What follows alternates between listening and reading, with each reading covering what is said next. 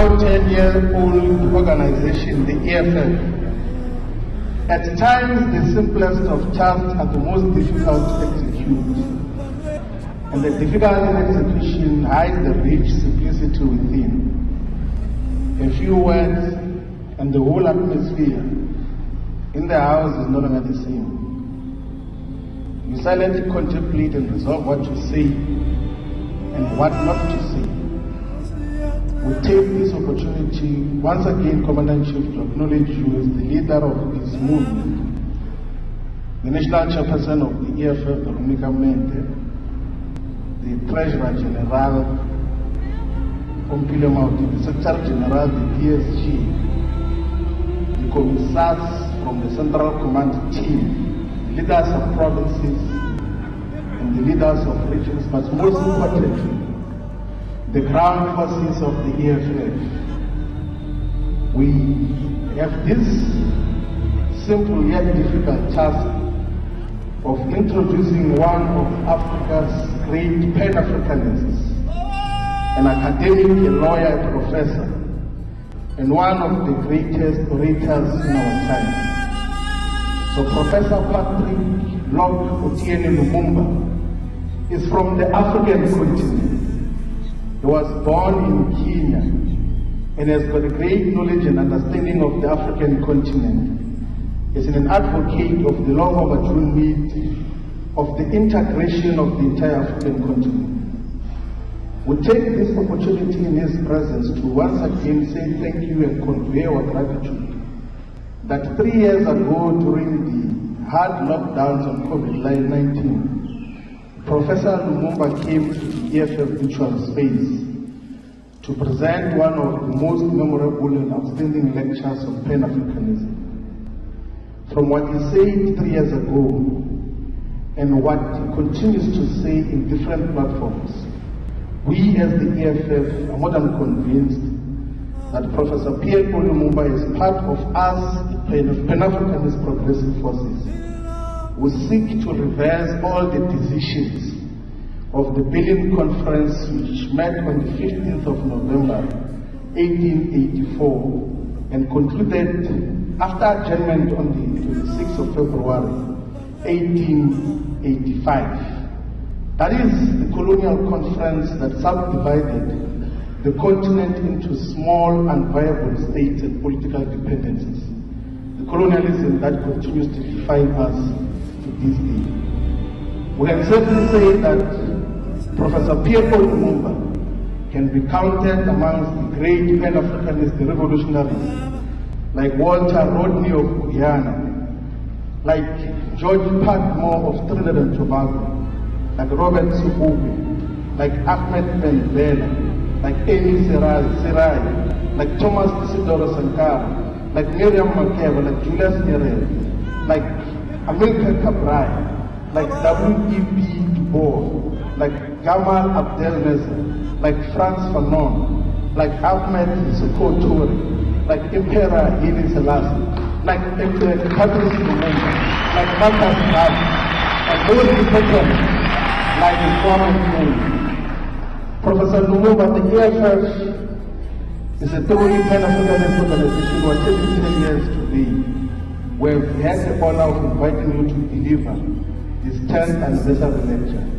So we say to you now, the Commander-in-Chief, Commissars, Fighters, Africans in the African continent and African diaspora, we present to you a great Pan-Africanist, a leader in his own right, a founder of many foundations that are helping many people in the African continent. We present to you the greatest Pan-Africanist of our time, Professor Pierre Lumumba. The stage is yours.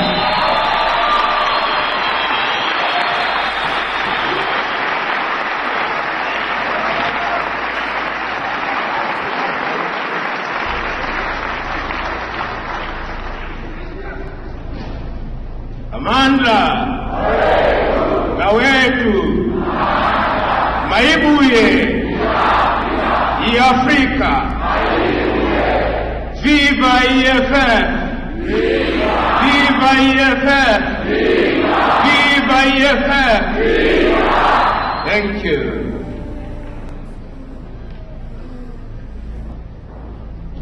10 years ago, the economic freedom fighters became a movement in this part of the world.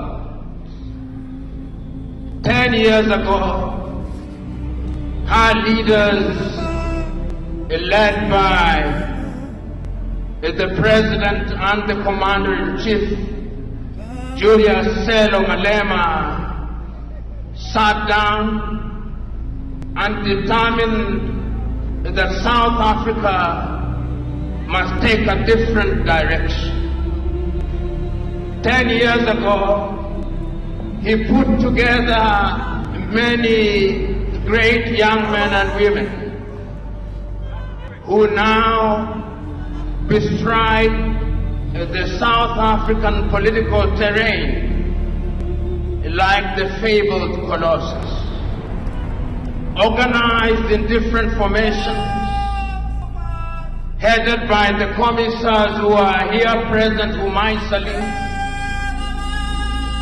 supported by the fighters on the ground, whom I salute, because in the last 10 years, you've done a great job. In the days when you started, there were those who doubted, those who assumed that you are just but a flickering flame which would disappear, but you've refused to disappear. 10 years ago, there are those who thought that you are a passing cloud, you've refused to pass. 10 years ago, there are those who thought that you are mere irritation. You have continued to irritate as you must.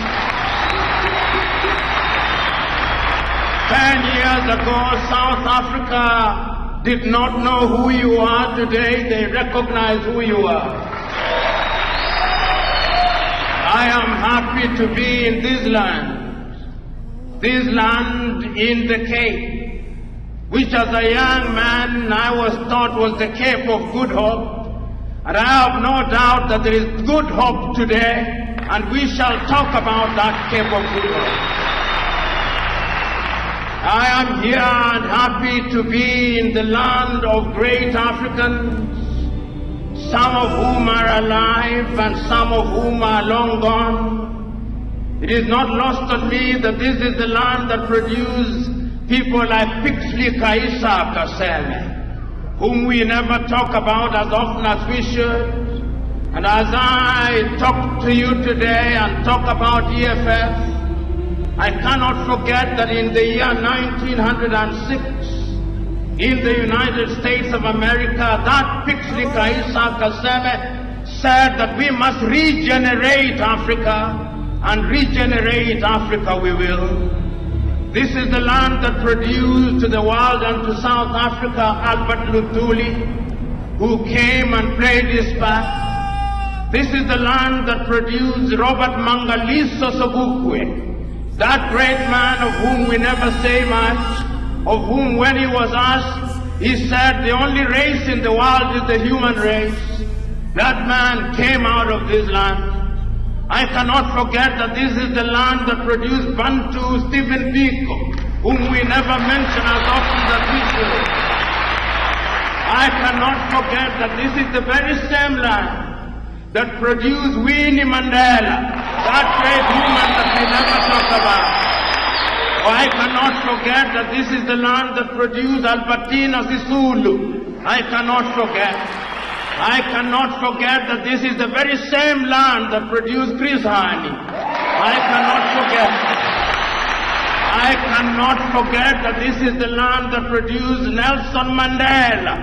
I cannot forget. I cannot forget that this is the land that produced Solomon Mahlangu. This is that land. I cannot forget that this is the very same land that produced Tiro Ngopot. I cannot forget. And I cannot forget that this is the very same land that has produced Floyd Shibang. Oh, I cannot forget. I cannot forget that this is the same land that has produced Dr. Ndlo. I cannot forget. I cannot forget that it's the very same land that has produced Veronica. I cannot forget. I cannot forget that this is the very same land that has produced one of the hottest irons in Africa today, Julius Caesar. So today, as we are gathered here today, we must ask ourselves, and what is the state of our continent? What is the state of Pan-Africanism? I remember so very vividly in this land, in this South Africa, in this land, where one of the greatest crimes ever committed by man was unleashed, the crime of apartheid.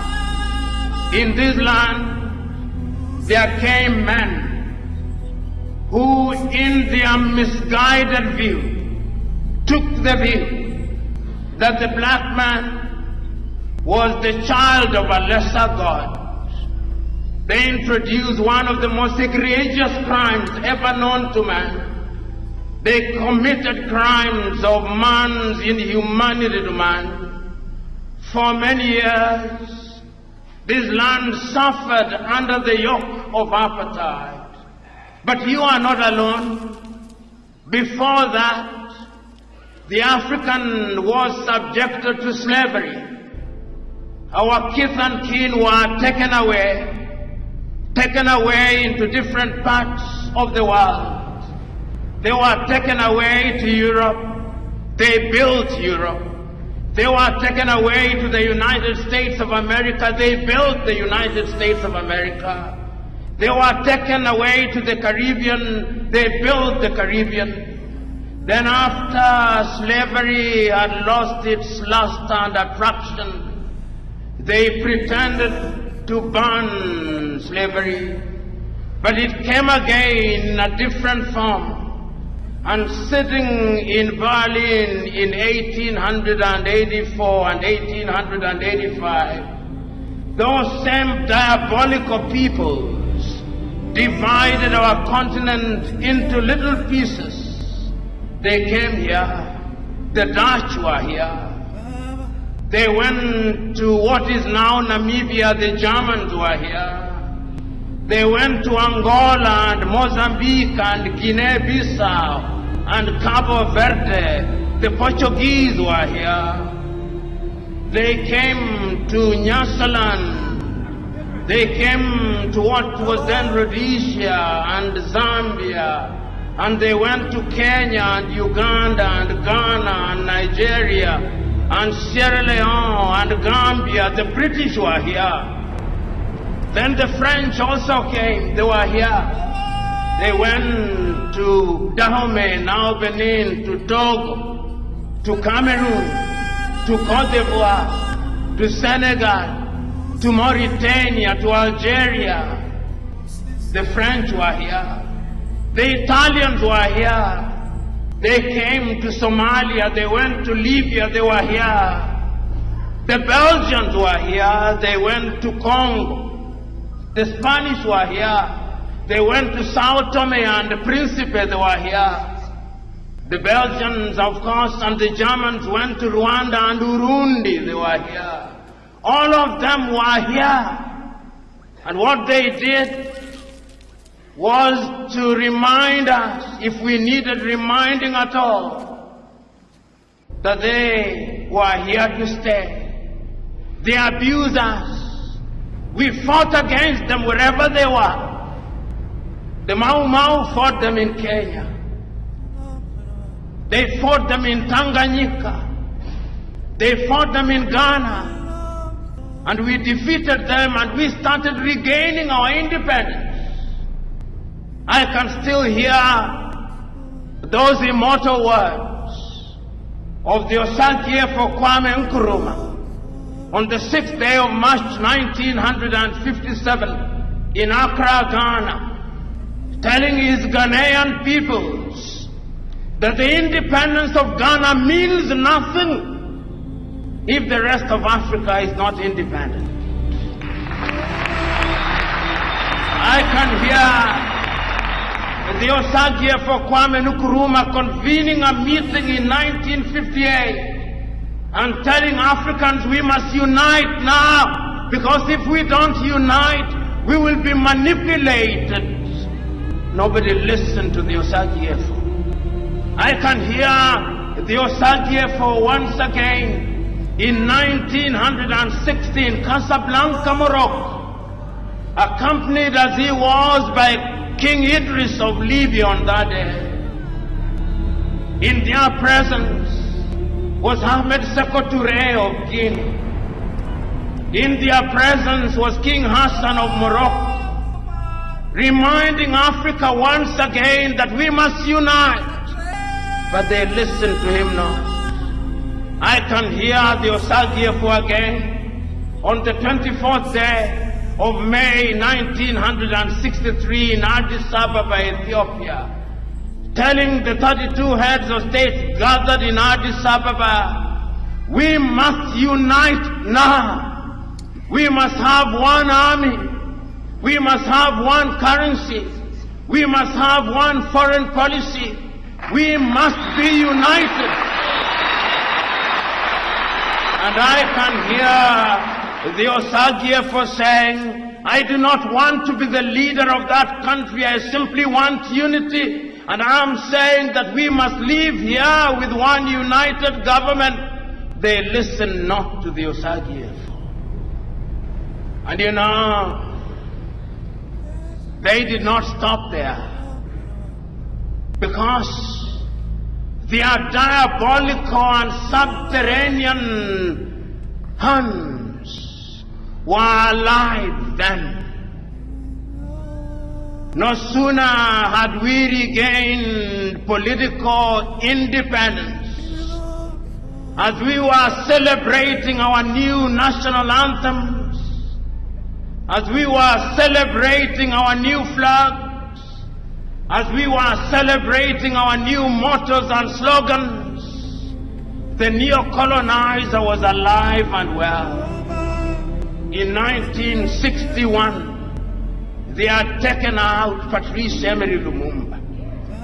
And I can remember that famous letter of Patrice Emery Lumumba written in 1961. One day, even if you kill my body, Africa shall write our history. Today we are here to write that history. I can hear, even as they took out Patrice Emery Lumumba, and in 1963 they took out Sylvanus Olympio in Togo. I can hear Sylvanus Olympio say, take me out, but Africa shall not be taken out. I'm here to remind us that Africa shall not be taken out. They did not stop there. In 1966, they took out the Osagie for Kwame Nkrumah and took him out of power and thought that they had finished the Osagie for. And I can hear and read the Osagie for writing from Guinea in Conakry say, Africa shall never be enslaved again. We are here to remind them that we shall never be enslaved again. And they did not stop there. They went to Nigeria. And Nigeria, they took out the government of Nnamdi Azikiwe and Abubakar Tafawa Balewa. And they thought that they had finished Nigeria. They did not, because Africa can never be finished. They did not stop there. They went to Mali and they thought that they had taken out Modibo Keita, and they thought that Mali would not be taken out. They did not take Mali out. They did not stop there. They went to Algeria and took out Ahmed Ben Bella, and they thought that Algeria would be taken out. They did not take Algeria out.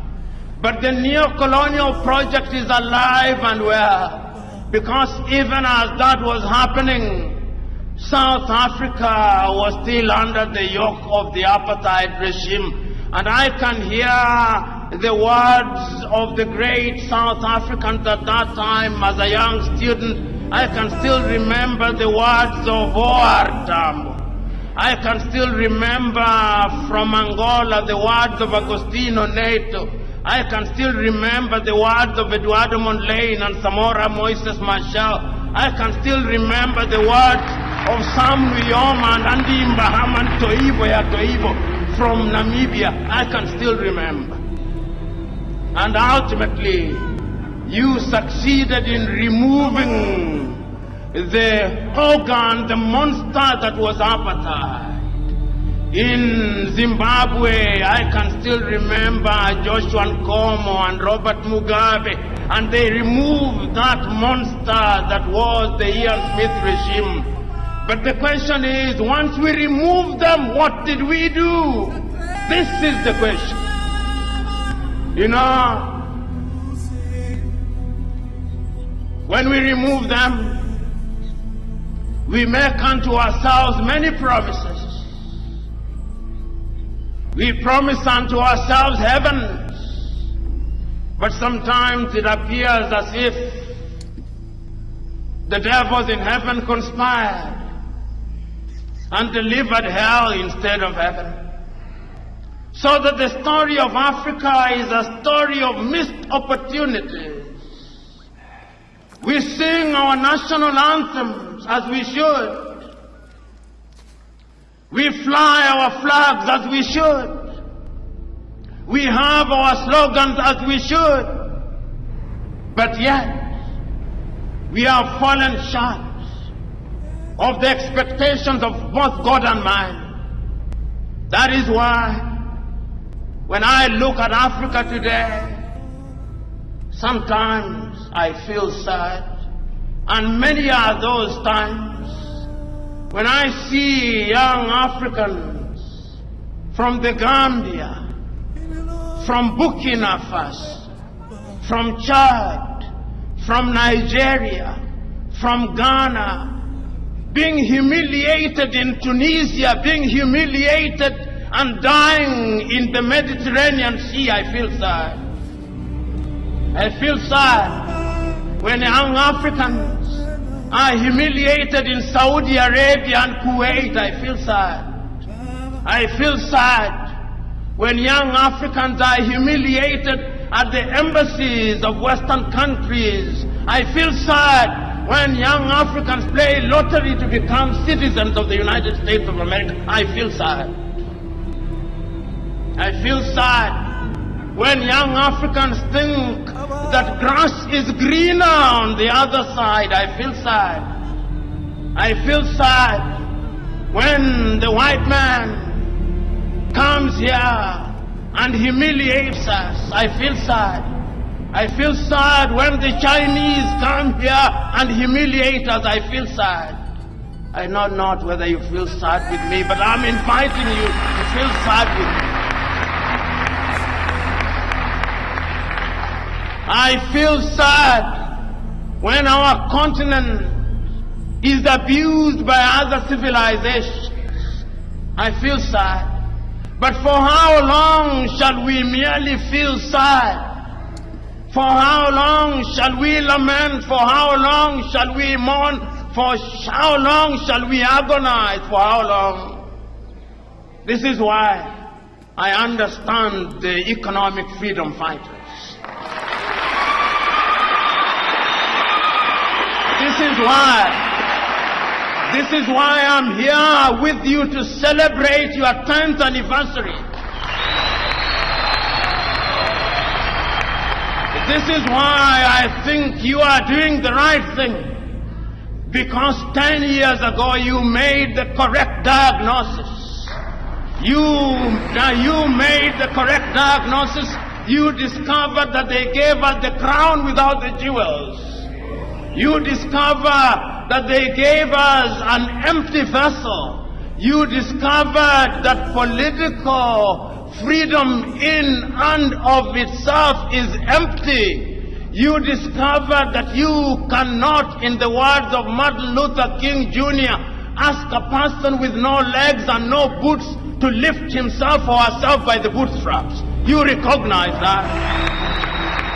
You discovered that we must rediscover ourselves, that we must re-educate ourselves.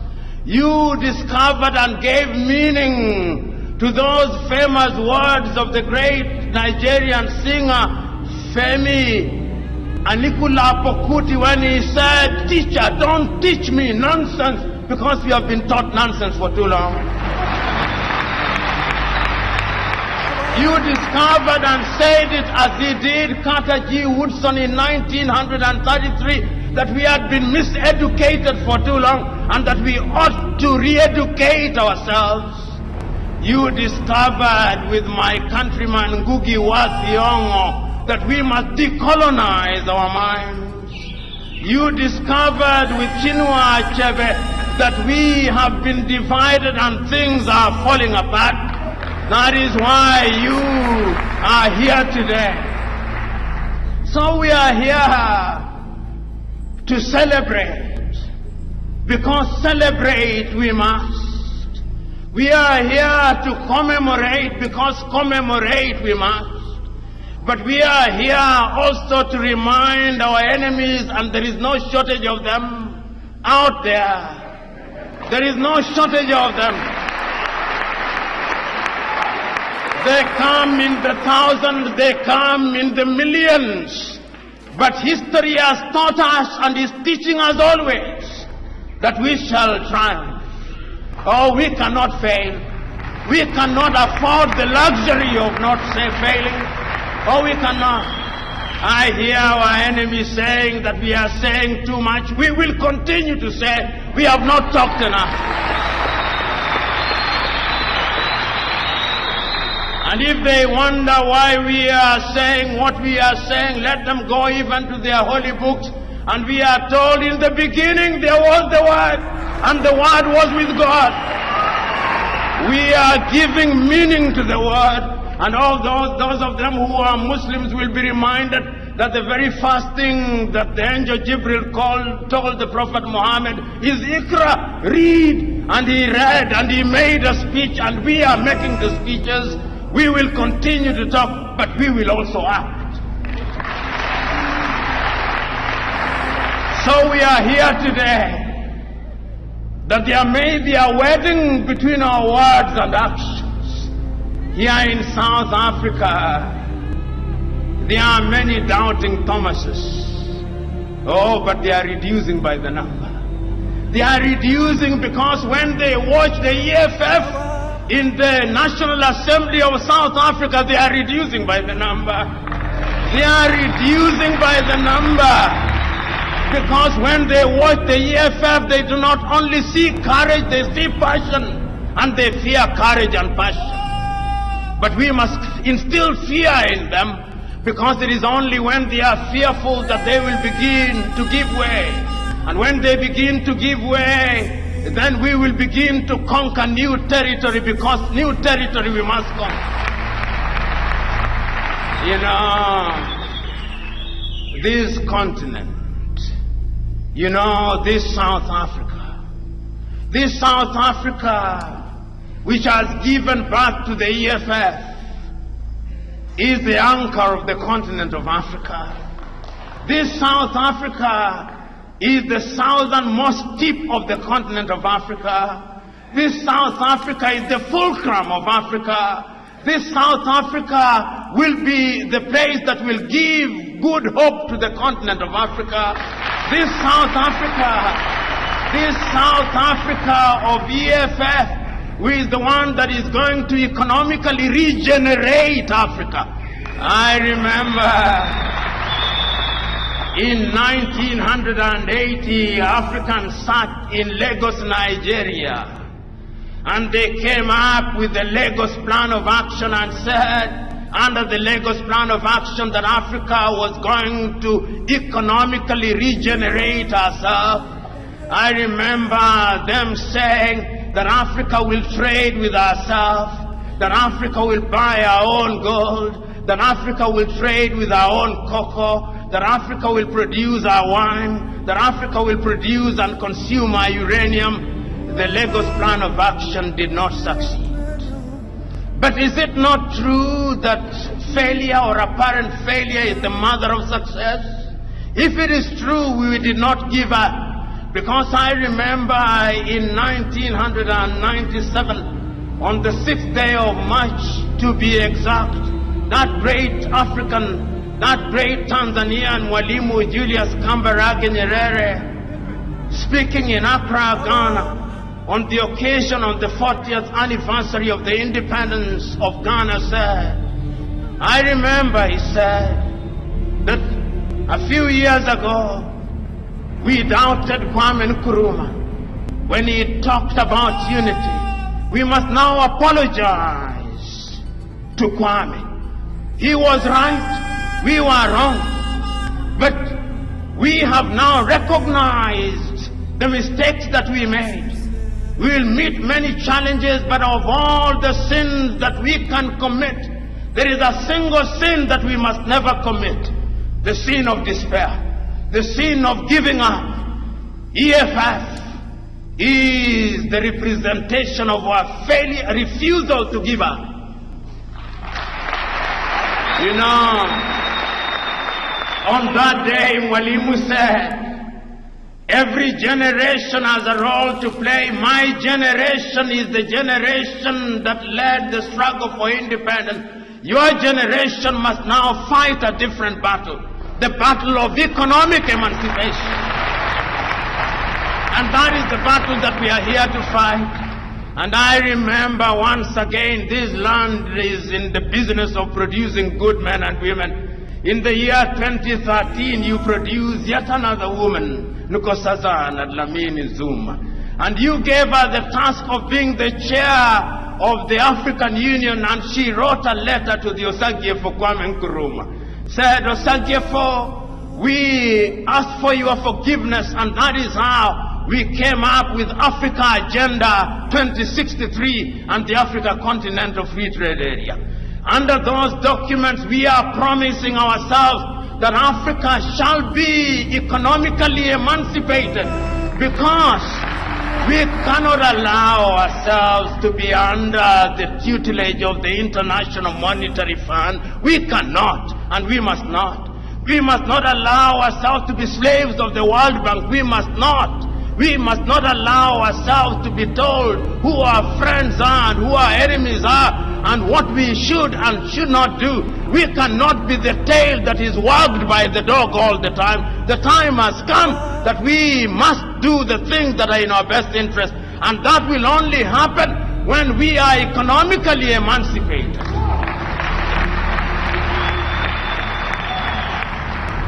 You know,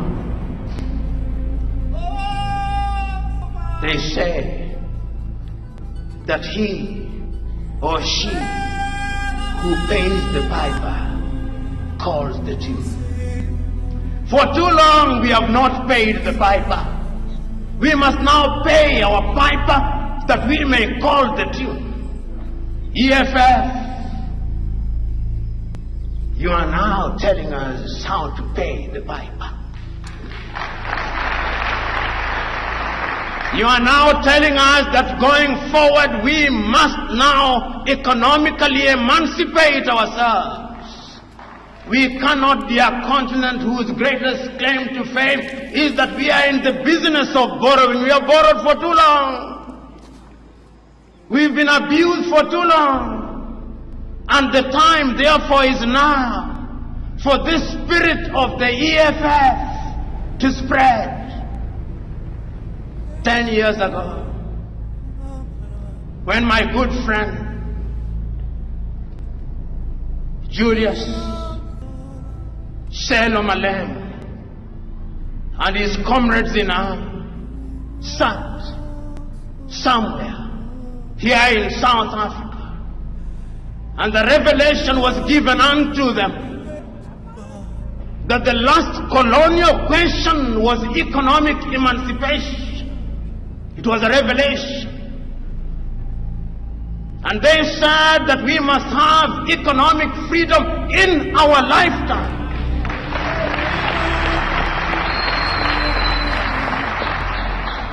This idea that economic freedom is a pie in the sky that we only dream about, is without basis. We can get it now.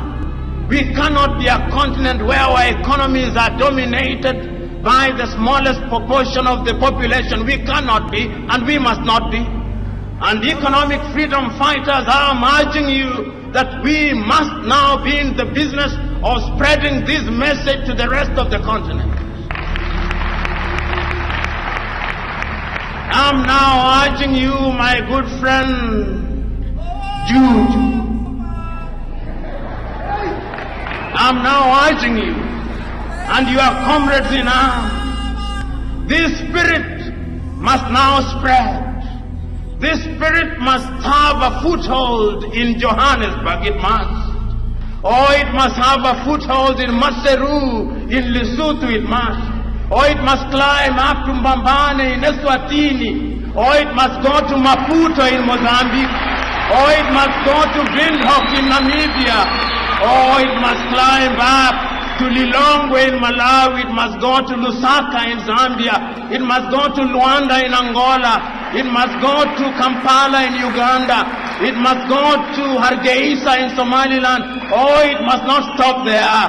It must go to Nairobi in Kenya.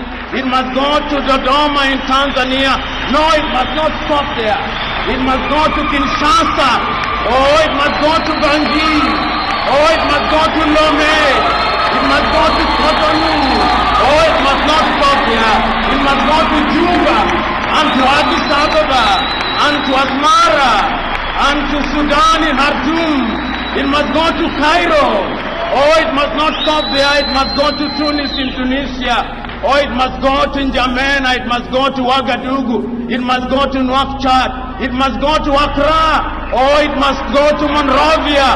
Oh, it must go to Rabat. Oh, it must go to Algiers. It must go to Monrovia. It must go everywhere in Africa. This spirit must go there. It is only when that spirit is present in every part of Africa that we shall shake Africa. When it is there, we shall no longer have visas in Africa. No, we shall not. Oh, when it is there, we shall no longer have the rand. No. We shall no longer have all these currencies. There shall only be one currency, and we shall be economically liberated. Oh, it shall happen, and it must happen. Because if it doesn't happen, we will not allow it to happen. Sometimes there are those who think it cannot happen. Oh, but they are mistaken. They are mistaken because I remember those words of the great Ghanaian James Emmons Kwejiragri.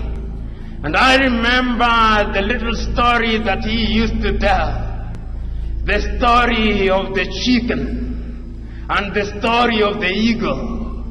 And Kwejiragri used to tell us that there was a chicken farmer, and that this chicken farmer had chicken, and that one day some of the chicks wandered into the wilderness, and when they came back, there was amongst them the chick of an eagle, and he fed them on chicken feed for a long time.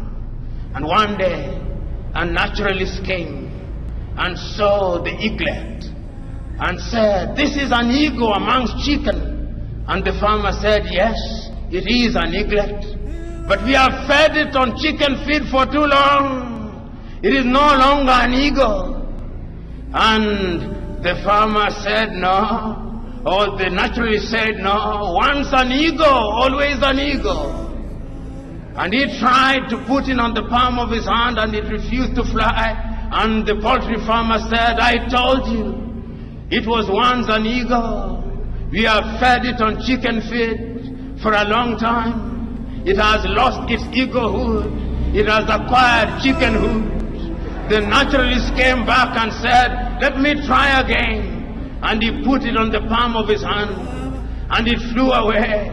And he turned to the farmer and said, I told you, once an eagle, even if you feed it on chicken feed, it will remain an eagle. Oh, they thought that they had fed us on chicken feed. We are eagles, and we shall fly, and we shall soar, and we shall be economically liberated. And when we are economically liberated, we shall be equal with everybody in the world, if not better. And we must be. And you who are in the economic freedom fighters movement now, I am telling you, those of you who are from different parts of South Africa, go out there. Because if indeed there is a spirit, is the spirit of economic liberation. Let that spirit now descend. Let us be possessed with that spirit. Let us go out into the world and tell all the doubting Thomases that it shall never be the same again. That it shall never be the same again. Because from here and now, we are taking a solemn vow that from this generation and generations yet to be born, we shall liberate Africa by ensuring that the chains of economic colonization are removed. And you in the EFF, you the fighters, you the commissars, you the commander-in-chief, go out there.